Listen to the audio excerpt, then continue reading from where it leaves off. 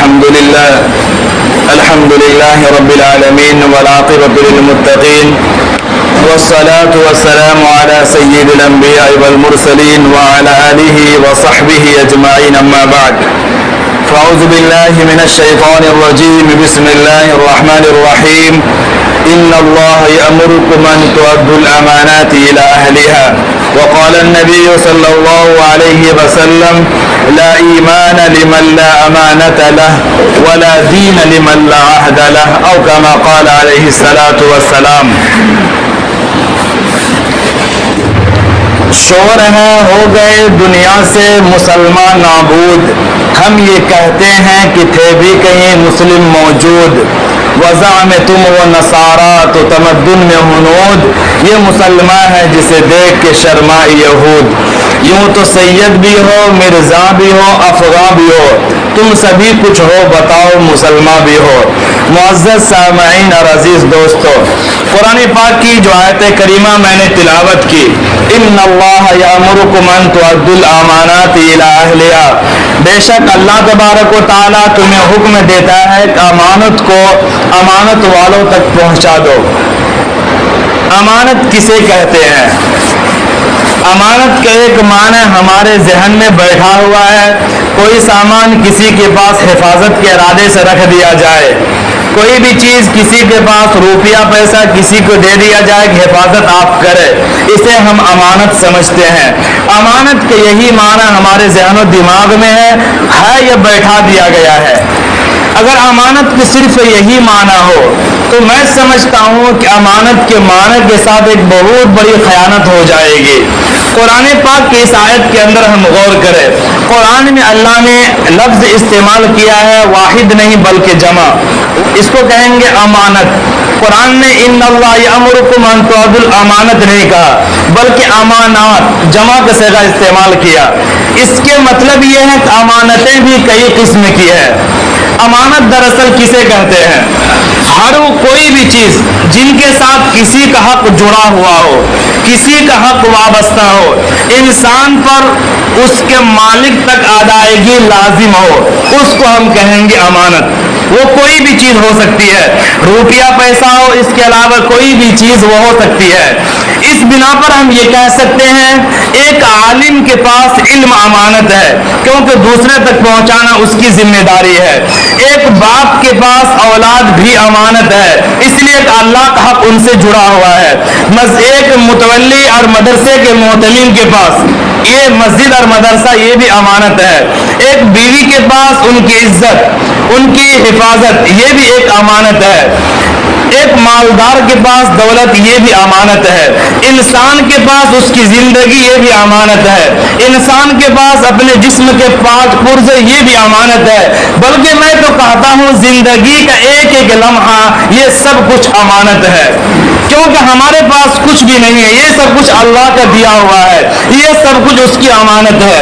اسی وجہ سے ایک انسان کے پاس ایک انسان کو بالکل بھی اختیار نہیں ہے اپنے جسم کے کسی بھی حصہ کو نقصان پہنچائے، کسی معمولی ٹینشن میں آ کر کے خودکشی کر لے، یہ سوسائڈ کر لے، یہ بالکل بھی اسلام میں اس کی اجازت نہیں ہے.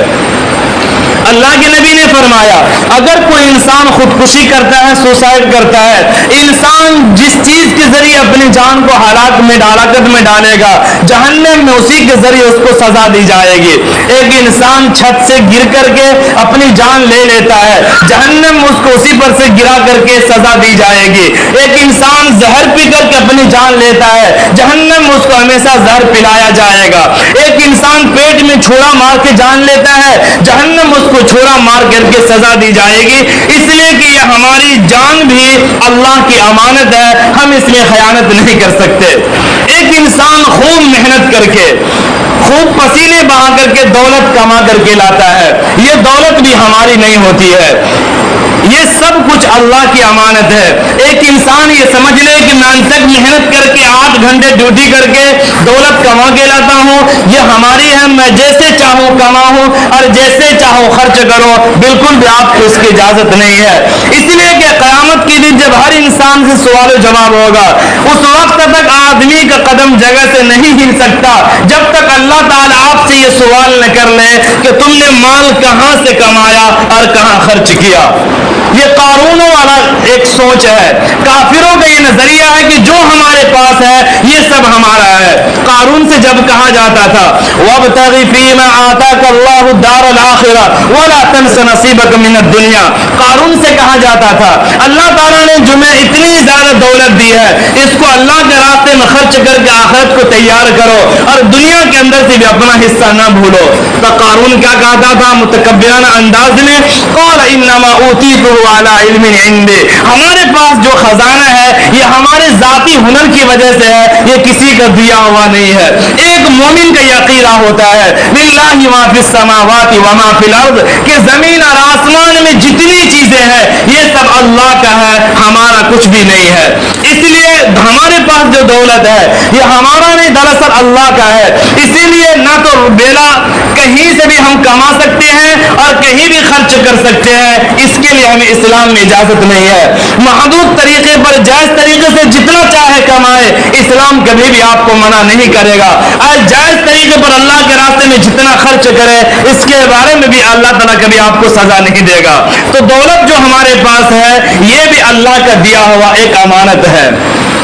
اولاد یہ بھی اللہ کی امانت ہے. اللہ تعالیٰ جس کو چاہے اولاد دے دیتے ہیں, جسے چاہے نہیں دیتے ہیں. ہر شادی شدہ جوڑے کو اولاد مل جائے دنیا میں ایسا بھی نہیں ہے. یہب لمن یشاء اناثا ویہب لمن یشاء الذکور, 25واں پارے میں سے اللہ تعالیٰ جسے چاہے لڑکی دے دیتے ہیں اور جسے چاہے لڑکا دیتے ہیں. اور یزوجہم ذکرانا و اناثا, وہ جسے چاہے لڑکا لڑکی دونوں ہی دے دیتے ہیں. ویجعل من یشاء عقیما, اور جسے چاہے اولاد کی نعمت سے محروم کر دے, کسی کو کچھ بھی نہیں دیا جاتا. پھر یہ بھی ضروری نہیں کہ وہ اولاد بڑھاپے ہونے تک زندہ رہے, کیونکہ یہ اللہ ہم کو امانت دیتے ہیں, وہ جب چاہے لے سکتے ہیں, اس کو کوئی روک ٹوک نہیں ہے.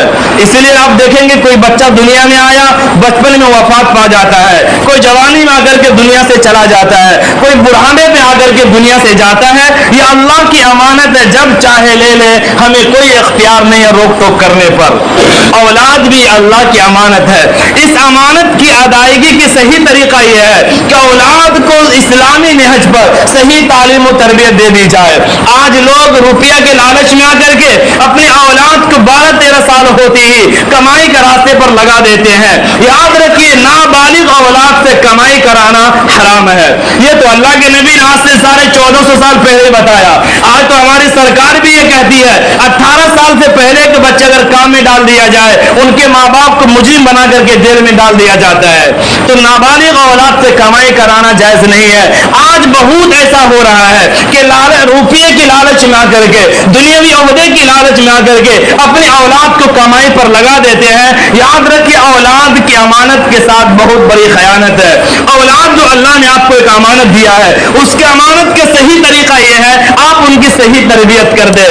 آج اسکولوں کالجوں کے اندر وہاں پر تعلیم ہے لیکن تربیت وہاں پر نہیں ہے. آج بہت سارے ایسے نوجوان جو کالجوں کے اندر ڈاکٹر بننے کے لیے جاتے ہیں لیکن ایمان بیچ کر کے وہاں سے آ جاتے ہیں. بہت سارے ایسی لڑکیاں ہیں جو ڈگریاں لے کر کے آتی ہے لیکن غیروں کے ساتھ شادی کر کے اپنا ایمان بیچ دیتی ہے. اس لیے کہ اسکولوں کے اندر تعلیم ہے, کالجوں کے اندر تعلیم ہے لیکن وہاں پر تربیت نہیں ہے.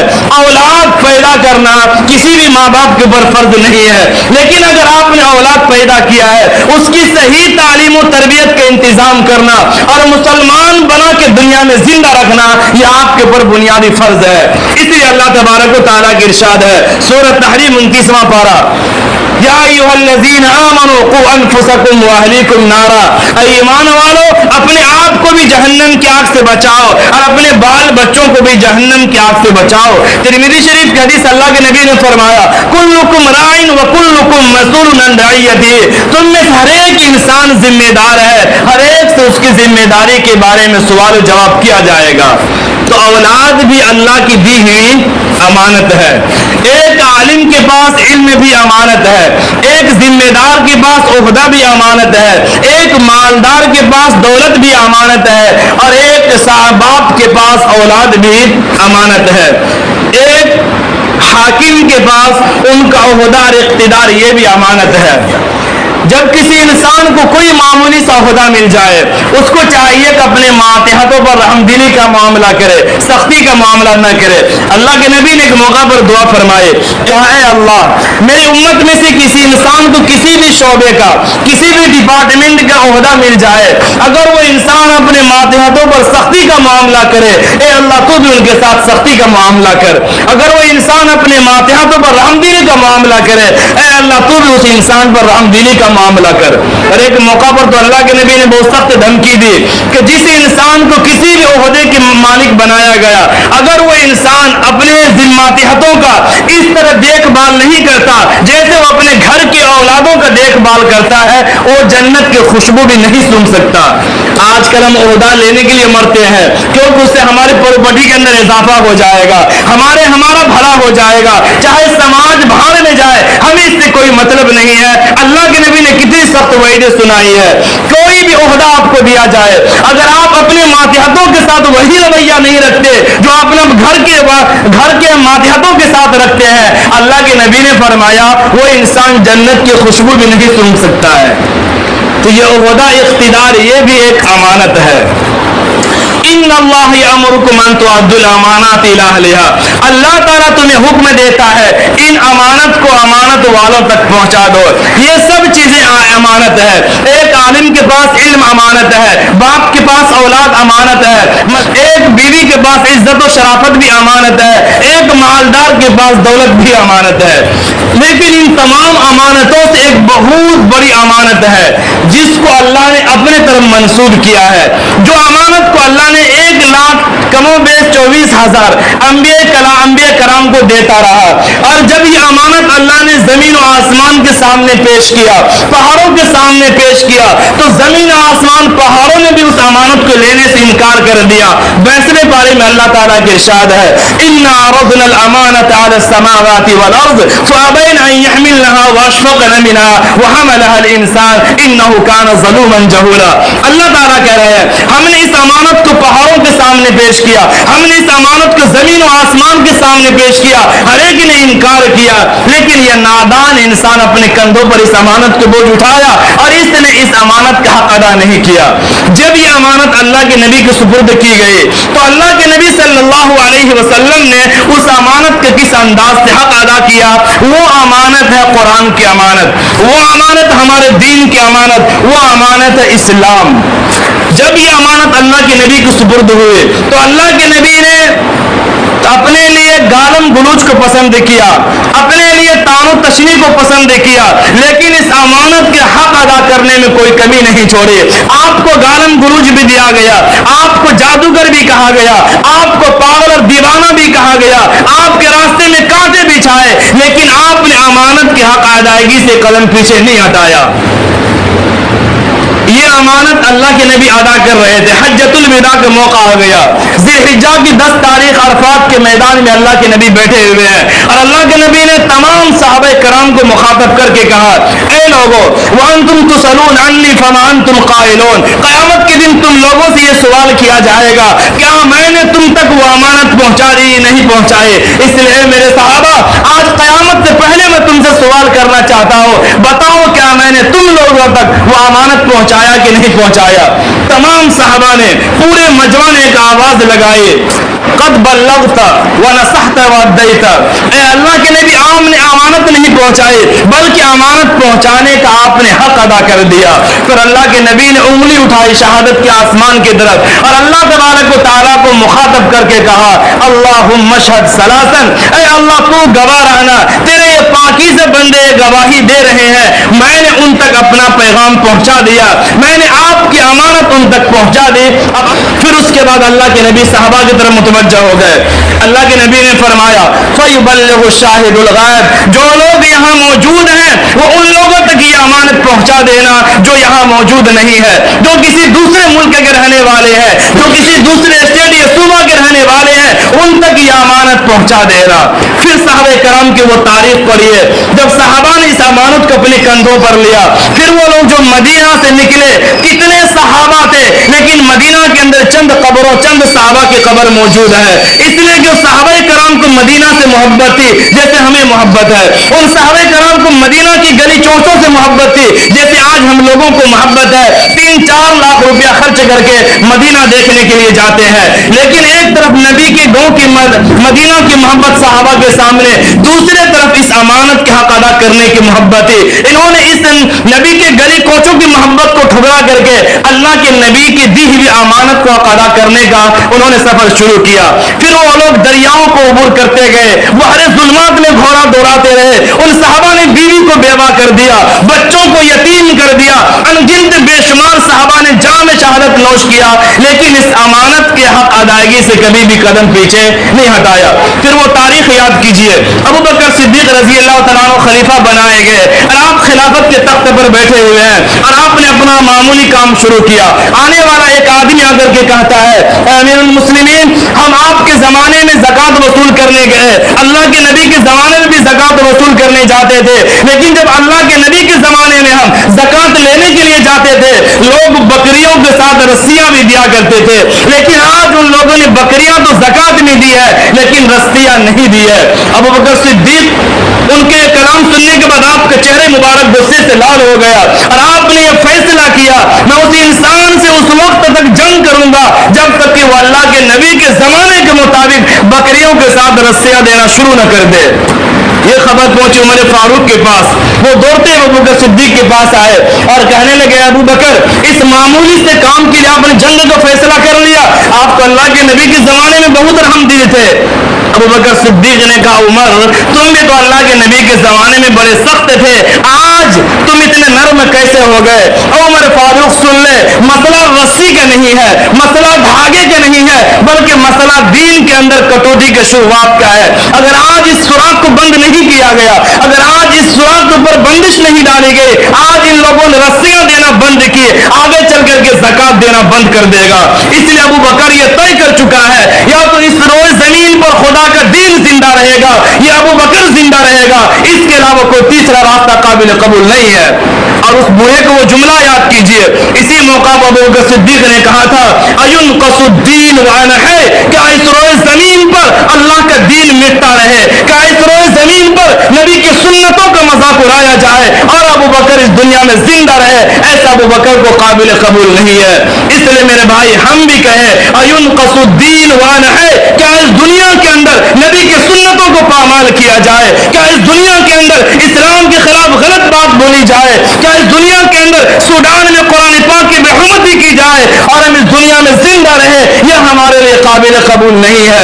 अगर हमारे अंदर भी वो जज्बा पैदा हो जाए जो अबू बकर सिद्दीक के अंदर हुआ था, 60 साल उम्र है, बदन की ताकत कमजोर हो चुकी है, लेकिन जब नबी के दीन का मसला आया, बताइए उस बूढ़े जिस्म के अंदर जवानों के खून ने गर्दिश की कि नहीं की.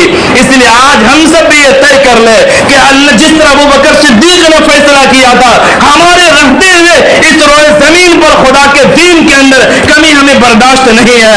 अगर हम सब भी तय कर ले, इस मजमा के अंदर बैठे हुए एक एक बच्चा, एक एक जवान और अबू बकर की मिसाल रखने वाला एक एक बूढ़ा ये तय कर ले, जब तक हमारी रगों में खून है, हम अल्लाह के दीन के अंदर कमी को बर्दाश्त नहीं कर सकते.